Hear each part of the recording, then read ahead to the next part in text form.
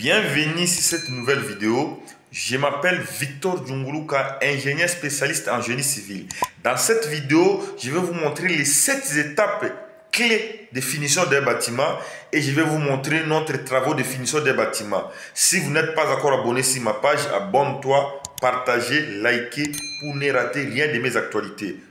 Il est important de suivre la vidéo jusqu'à la fin pour comprendre l'intégralité, c'est très important. Dans cette vidéo, je vous présente notre travaux de finition que nous sommes en train d'effectuer et je vais vous montrer les étapes clés de finition d'un bâtiment.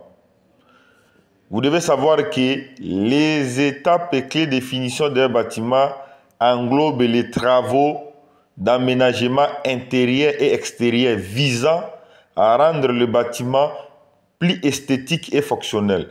Je vais vous montrer ici les 7 étapes clés de finition des bâtiments que vous devez les respecter pour que vous n'enregistrez pas de problèmes après avoir réalisé votre finition.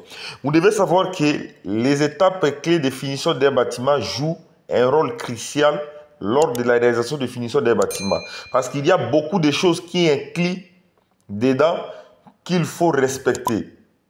Vous devez savoir que les travaux d'aménagement des bâtiments interviennent justement après le crépissage.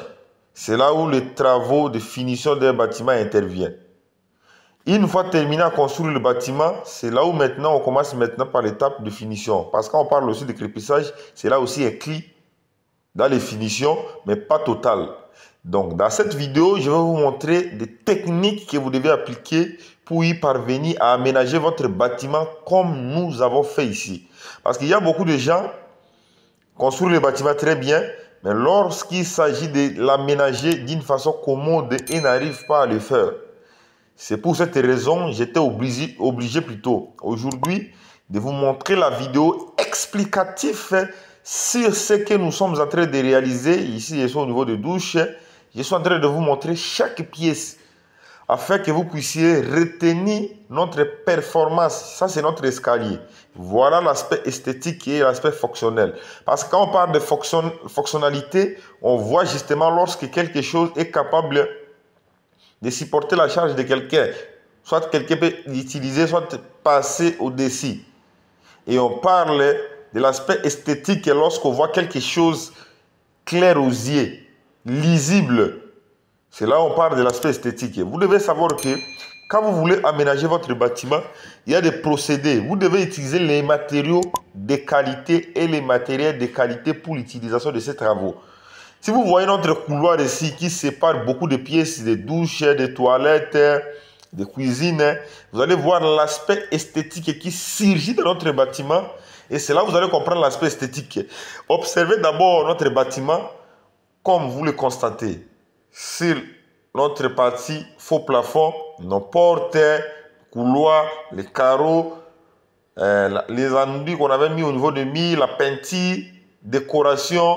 Vous allez comprendre que dans le secteur BTP, c'est les travaux d'aménagement, autrement appelés les travaux de finition, qui fait en sorte que votre bâtiment soit admirable.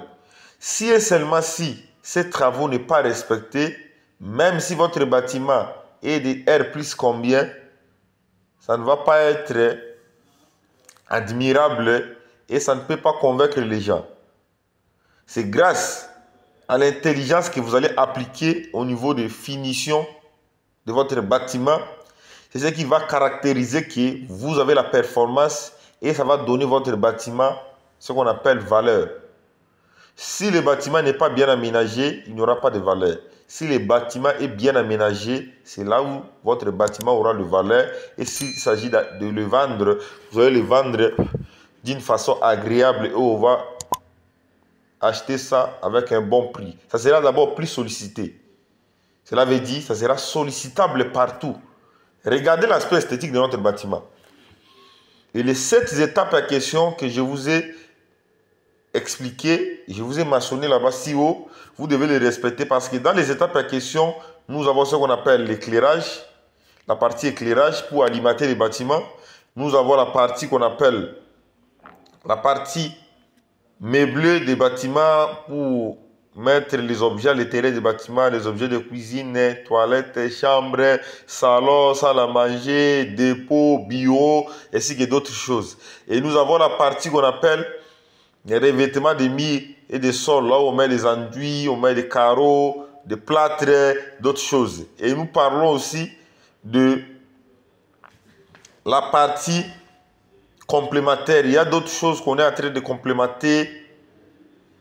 Et quand on parle des parties façade, il fallait que l'aspect de la partie extérieure soit harmonieuse. Si et seulement si l'aspect de la partie extérieure n'est pas harmonieuse, vous allez tout gâter. C'est la raison pour laquelle il est très important de suivre l'intégralité de la vidéo jusqu'à la fin pour y pouvoir comprendre ce qui est dedans. Il y a d'autres gens, quand ils suivent la vidéo, ils regardent seulement une minute comme ça, ils parlent, mais ils ne savent pas si réellement on a expliqué quoi dedans sur la vidéo. C'est la raison pour laquelle je vais vous exhorter de rester jusqu'à la fin. Parce que quand on parle des niveaux de façade, c'est l'aspect de la partie extérieure. C'est là où on va symboliser l'aspect de l'art, de l'esthétique d'un bâtiment. Comme nous effectuons les bâtiments, si vous voyez le faux plafond, vous avez vu l'aspect esthétique. D'abord la partie intérieure. Alors vous devez poser des questions. La partie extérieure, ça sera comment? L'enduit qu'on a mis au niveau des murs, au niveau des revêtements des sols et les revêtements des murs. Si vous l'observez, vous avez quand même l'idée, vous avez la réponse. C'est pour cette raison, il est toujours conseillé de respecter les 7 étapes à question que je vais de souligner lorsque vous voulez finir votre bâtiment. Parce qu'un bâtiment qui n'a pas ce qu'on appelle finition ou finissage, c'est un bâtiment à rejeter. C'est la raison pour laquelle j'étais obligé aujourd'hui de descendre sur chantier et de vous montrer notre travaux de finition et vous donner quelques idées. Si vous avez des questions à me les poser, n'hésitez pas à poser vos questions dans les commentaires. Nous avons des portes, des fenêtres, nous avons des carreaux, nous avons beaucoup de choses qu'il faut réaliser quand vous faites votre travaux de finition d'un bâtiment. C'est très important. Aimez la vidéo, partagez pour ne pas manquer mes actualités. C'est toujours votre ingénieur spécialiste en génie civil Victor Djunguluka avec la santé toujours surdimensionnée. Merci pour avoir regardé la vidéo du début jusqu'à la fin. Merci pour vos partages. Merci pour vos likes. Merci pour vos j'aime. Merci pour vos abonnements sur ma chaîne. Tout ça, ça me fait énormément plaisir et ça me fait énormément du bien. Continuez toujours à faire ainsi. Dieu ne manquera pas à vous bénir.